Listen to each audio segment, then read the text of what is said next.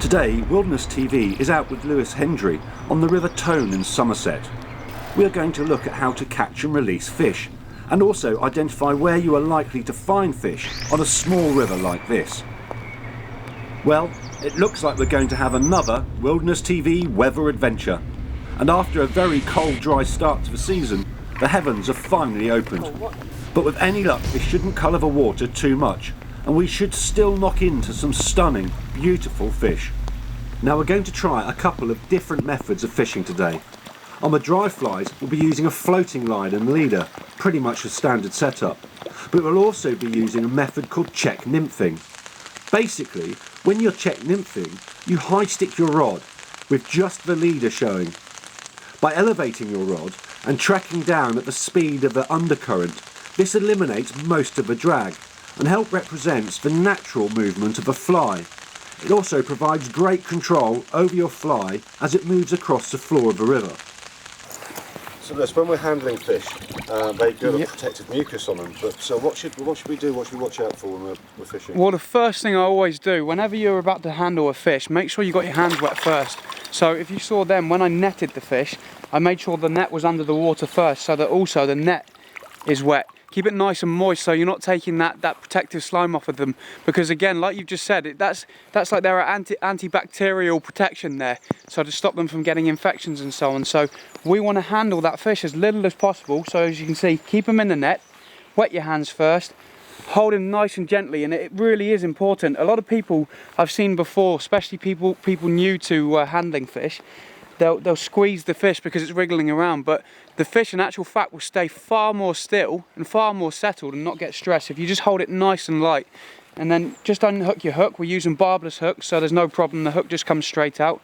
So just pinch it with your thumb and index finger, twist it, the fly comes out, and just hold him in the water until he's ready to kick and ready to go.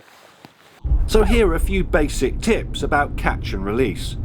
When catching fish, use barbless hooks. Land the fish as quickly as possible, wet your hands and net before handling the fish, and leave the fish in the water as much as possible.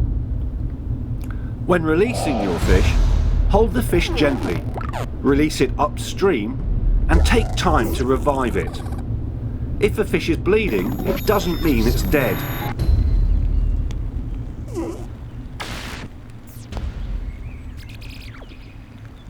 So what do you look for in a piece of water?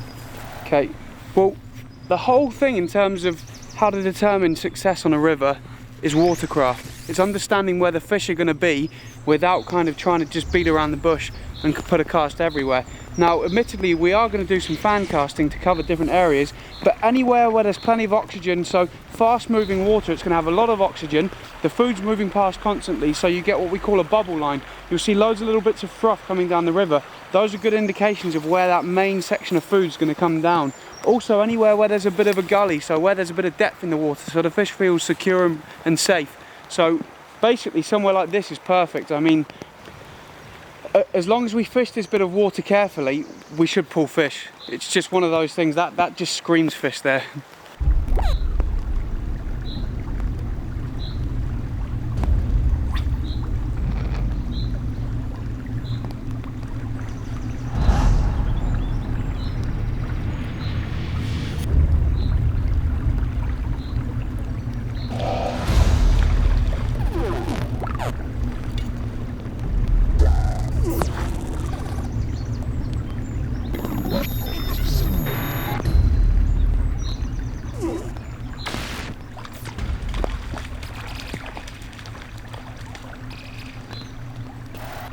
Right, what we've got here is a little wild brown trout. Now look at that. Little white halos around its red spots. Nice little gold belly. Just a beautiful little fish. I mean, we've got to respect anything that looks like that in a river, and as you can see, fish don't live in ugly places.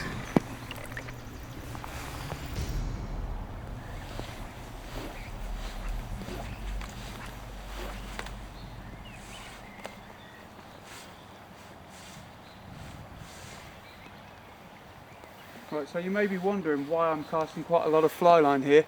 Normally, I wouldn't be casting anywhere near this amount of length. I would pretty much be doing everything under the rod tip, but as you can see, the river conditions are quite low, and this pool is actually surprisingly slow. I mean, there's really no speed to it. Now, the thing that we've got that's a bit of a drawback here is that if I start stepping around and moving up and down the river, you can see here, look at the size of the weight that I'm giving off. So all I'm going to do is draw attention to myself, and the fish is going to see that we're going to give ourselves away, and he's going to know that something's not right. Now, the one thing that I'm really not confident about here is my fly is moving so slowly through this pool, and that's not a good thing. We don't want the fish to have time to look and actually suss out our fly to see it's not the real thing.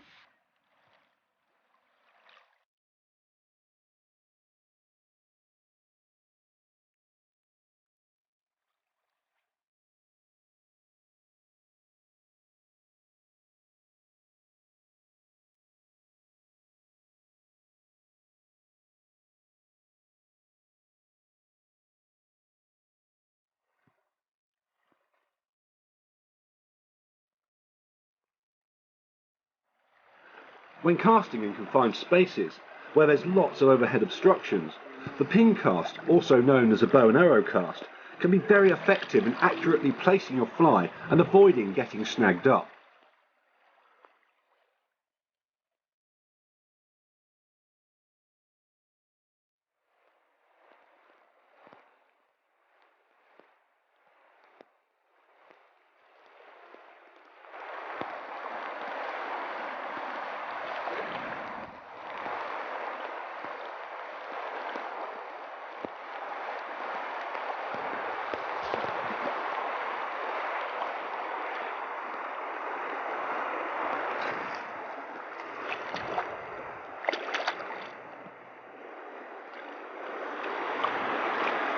One thing that's so unique about these fish, they call them the lady of the stream, and you can see exactly why. I mean, we're just going to hold him upside down quickly, just let him calm down. You see there, now he's almost gone into like a state of hypnotism. So just hold him nice and gentle, and look at that. This is exactly why it earns its name. It's the lady of the stream. Absolutely stunning, nice, beautiful dorsal fin with iridescent reds, purples, blues. I mean, what more could you want from a fish? And off we go again. You might need a second to recover. Just going to, there we go, and he's good to go. Look at that. This is the second time that the fish has fallen to this little fly here. This is called a French nymph. Now, for me, this is one of the best river flies you can use because it's got the black, so it stands out well in dirty or clear water, and a little silver bead. That'll represent the bubble that the insect has trapped behind its gill plate. So for me, black with a silver bead is one of the most deadly combinations you can use on a river.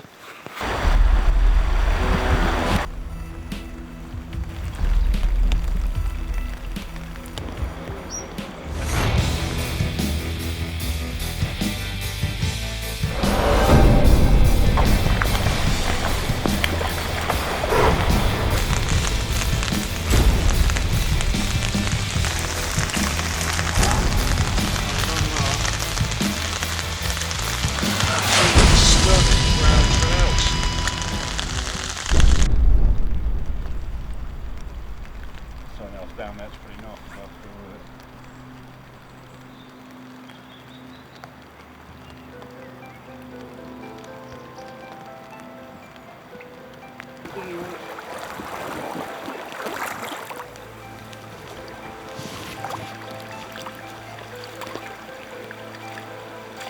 all I am one made up man. This is an absolutely beautiful grayling.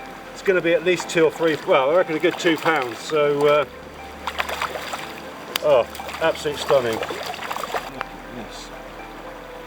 Just going to very carefully take the hook out of its mouth, turn it upside down there a minute. That should make him, as Lewis was saying, should make him a little bit more placid. There we go. Absolutely beautiful grayling, absolute stonker.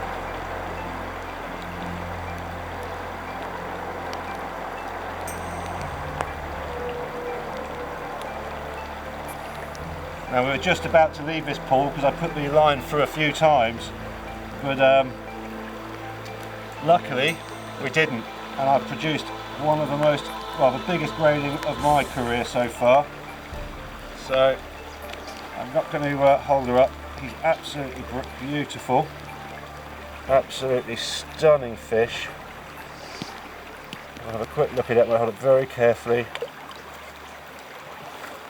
There we go. I'm going to let him go. Here we go. Ready? Stonking.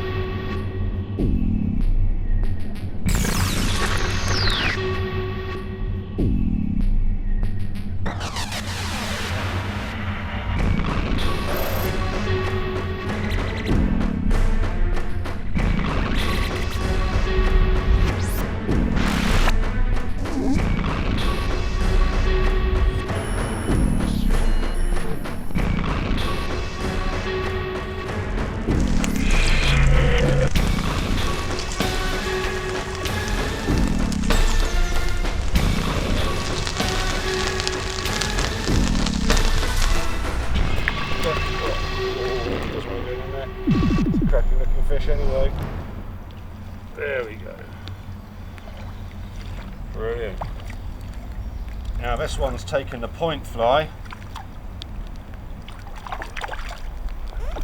Turn them upside down again just to try and calm him down. So remove the hook.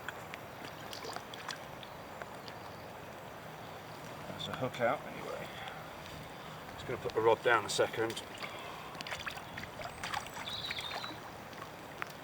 Let me have a look at this one. Like I said, my hands are wet, just as I've been asked. So I'm going to turn them upside down in a second or two. There we go. This one, absolutely stonking fish. But he wants to go back. There we go, fella. And he's off. Well, he's off, and so are we. Thanks for watching, and tight lines. And we look forward to seeing you again soon at Wilderness TV.